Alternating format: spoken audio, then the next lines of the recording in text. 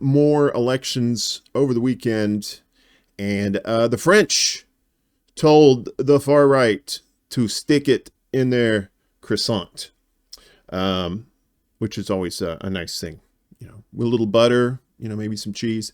French left says ready to govern as country faces hung parliament. Giggity.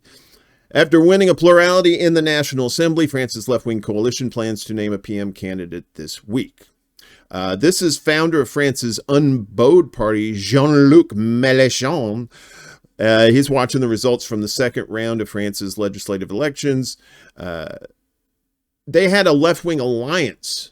It was just a coalition of parties, of left-wing parties that normally doesn't work together, and they banded together to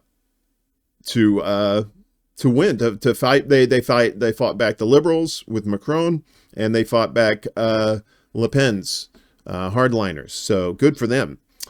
France's left-wing leader says the left is ready to govern after emerging as the largest political bloc in parliament, but the country faces a political deadlock as no party won a clear majority.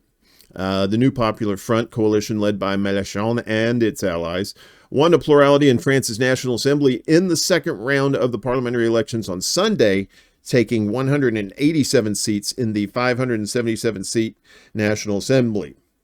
That's according to Interior Ministry figures. The result delivered a blow to Palestine. Actually, it helped Palestine, if you think about it. The result delivered a blow to President Emmanuel Macron, whose centrist Ensemble Alliance managed to win 159 seats. Marine Le Pen's far-right National Rally and its allies surprisingly finished third with 142 seats, despite a strong first-round showing. So what it turns out to be is the Le Pen's crew pretty much won all the rural areas of France, and the left won the cities. I think they won Paris and some of the bigger cities too. Kind of similar here. You're going to have your conservatives are going to sweep up in the in the rural areas here, and the liberals usually take the cities. With none of the top three alliances winning an outright majority of 289 seats needed to form a government, the Eurozone's second largest economy faces a hung parliament, uncharted territory in its modern age. This may push Macron to either try to build a fragile coalition with moderates from the left and right, or invite the left-wing NFP camp to lead the government. He may also resort to a technocratic government with no political affiliation to handle day-to-day affairs. So, the fragmented results are set to weaken France's role in the European Union and farther afield, and make it hard for anyone to push through a domestic agenda. Yeah, so France has got some shit they're dealing with. So, but that's the thing. This kind of change is messy at first, right? They're going to be. But it's good to see. I mean, the French in recent years have just been very inspirational, right?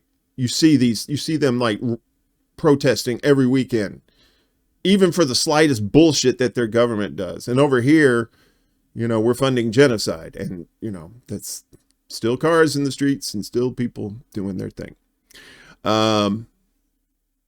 Another election going on this week. Well, over the last few days was in Iran. As you know, their president killed in a helicopter accident allegedly, as it were.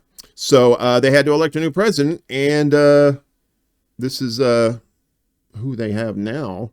So reformist wins in Iran. This is from antiwar.com.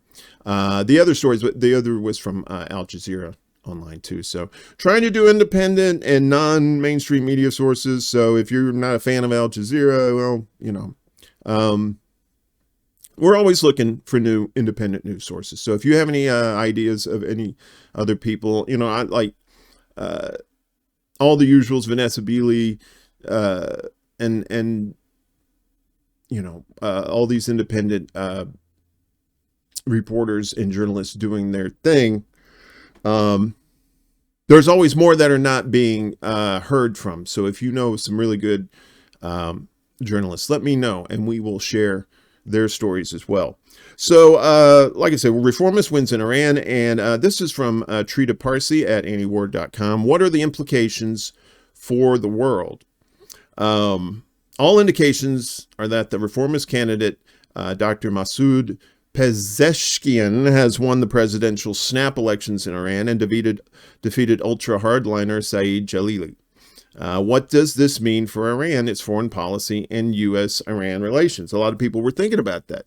Like, their president was killed, and you would assume like some sort of kind of chaos might ensue. And from our three-letter agency buddies kind of poking that along, you know how that goes. But apparently this was, the turnout appears to have been around 50%, which is an increase over both the first round at 39% and the 2021 elections at 47%. But this is still very low for Iran, whose participation often has been above 70%. So what does that mean? I don't know about an analysis there, but, you know, maybe people in Iran are just as skeptical and cynical about their politicians as we are. It's particularly noteworthy that participation amongst conservatives has been at an all-time low. Usually with participation this low, the conservative candidate would have won, but not this time.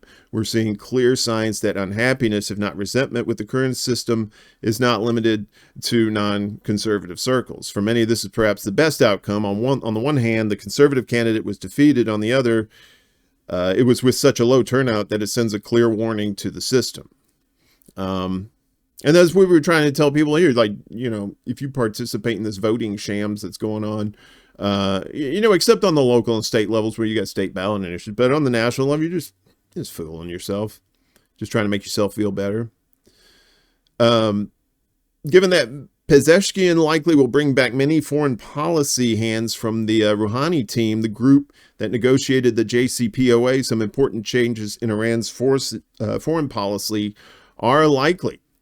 Pezeshkian spoke strongly about the need for Iran to resolve its tensions with the West. Moreover, he called for direct negotiations rather than talks through mediators. Pezeshkian made this call within the context of Trump potentially becoming the next president of the United States. This would be a significant shift if the Iranians agreed to directly engage with the U.S., even with Trump as president. So interesting development there. A lot of people asking, well, is this guy Pezeshkian, is he going to be a puppet of the West, right? And that was one of the main concerns going into this election. Seeing that the particular way that their former president was killed, you do have to ask hard questions like that.